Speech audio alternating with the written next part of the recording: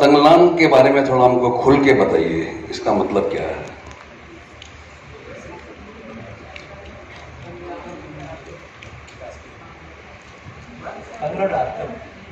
Thangalaan, it means like a leader. He's a leader, it's a village leader. He protect people, he lead the people. So he wants to get some liberation, and he fight against all systems. So that is mean a Thangalaan. It's a wholesome. It's a proper noun. My question is to you, Vikram. Of course, the trailer was amazing. We were not able to take our eyeballs off it for even a minute. And one of the most important reasons for the same is your attire, your physical transformation for the same. I would want to know more about the challenges that you faced for the physical or mental kind of transformation that you had to undergo for the film. Physical was the easy part. I grew my hair, lost weight because I realized that I can't look like a hero. I should look like a normal, I should be like a laborer. I'm actually part of the oppressed. So I had to be someone who just barely had a square meal a day. And you know that they're all very light and very wiry. I needed to be like that. So I had to shrink a little. But apart from that, it was like we had a lot of makeup done, like almost 5 hours every day. I had to remove my tattoo, then put on fresh tattoos. I have a scar which I had to hide, add scars, and all of that took time. Then we had the blood, and we had mud and ash and gold in every scene. There's no scene where we look nice, as in that looks very nice, but like I would say, we look normal. But the transformation apart from that was, I spoke to Ranjit a lot. We had a lot of back and forth where I had to discover this person, this Thangalaan. Where is he from? What is his community? What does he stand for? What is he? I mean, he's a leader. So sometimes I used to feel that he had bravado and I used to be strong, and he would come and tell me, no, actually he's very vulnerable. He's not always strong. With his wife he's different. With his children he's different. He was doing a different role with everybody in the community. So through the travel I had Ranjit to always guide me, and we went about this thinking that we needed to have, like, I have been doing different performances, but we felt that this should be very unique when compared to other films. So we did a lot of internalizing. I did a lot of that before the movie started, and initially took me about 3 days to get into it. Then after that, all Ranjit had to do was just tell the scene, and I would be doing exactly what he wanted. We were in total sync, and I think it's very liberating and very inspiring to have that kind of an understanding with the director, where you know that what you're doing is what he wants, and he knows that what he wants is what I'm going to do, even if he doesn't know what I'm going to do, you know. So when he sees it in front, he says, yeah, that's exactly what I was thinking. Maybe I couldn't articulate it. And I've had such a wonderful relationship with you, Ranjit, with regard to that. And everything you see here, I mean, all of it was inspired by this gentleman who sits so quietly and calmly, twirling his mustache, looking very cool and deep. Yeah, thank you. He's actually, you know, he trips on this movie. When he wrote the script, he was tripping. There is no grammar in this movie. There is no interval block, fight, or introduction, song, or fight. Everything just goes through a particular graph that's played only, and music that's playing only in his head. So he's still in that zone. Like even now when I'm talking, he's saying, I'm tripping, I'm there. He's not come back from KGF. God bless him. First of all, congratulations. The film has crossed 100 crores. So congratulations to all of you. Thank you, Alice. Alice Malayalam. I'm part Malayali. Yeah, but yeah, yesterday we spoke. I don't know quite a bit to survive though. All right, Parvati ma'am, my questions for you. Yesterday I had the wonderful opportunity to chat with Vikram sir and Ranjit sir, and they spoke about how there were one too many challenges while shooting this film, and like he just mentioned, there were quite a few turmoils as well. Do you remember any specific moment while shooting the film that you found really challenging? No. Only everything. So simple. No. Thank you for that question. There was not a single day that was not difficult.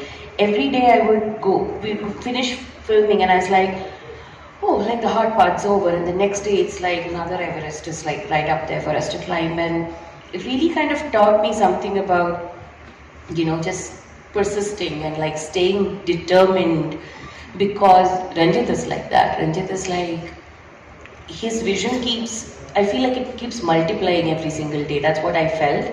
Like one day we'll shoot, he'll be inspired by all the work for his own vision, but by the work that he's seeing, that he'll add more and more nuances. And like, you know, Tanga was saying, he trips on his own work as well. So it was challenging is an understatement, frankly. But it also did transform. When you do surrender to something like that, you can crib and cry and complain, and I did do all of that. It's left me so much more prepared as an actor to take more risks and challenges and be more of a moldable clay for directors, hopefully, you know, with very different characters and to sort of align with their vision. Yeah. Thank you.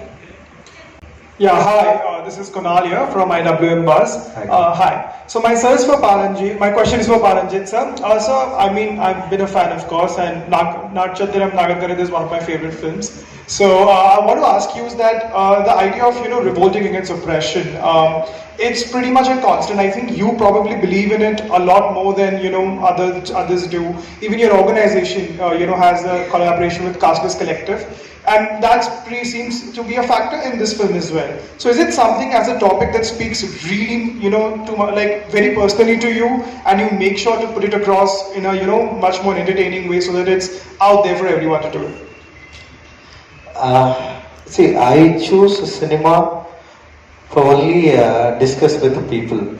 So I had some problem with the system in India, the caste problem everywhere. So I affected by the system. So what I understood in my childhood and what I understood. Baba Saheb Ambedkar wants to make a modern India. So I followed him, and I got a lot from him. So through my art, I wanted to discuss. I don't want to only entertain people. I wanted to try to enlightenment. I wanted to try to get enlightenment, and also we need to understand what we have a problem in modern India. Also, we had a lot of separation. We have a lot of problems. We have still practicing caste and class problem also is there. So my movies, my art, I wanted to use that. So that is my concern. Thank you. This is for Parvati.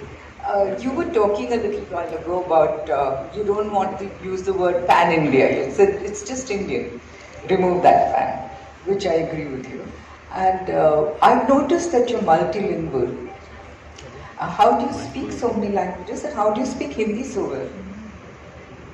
I think my mic. Oh, it's open. Thank you. I studied in Kendriya Vidya.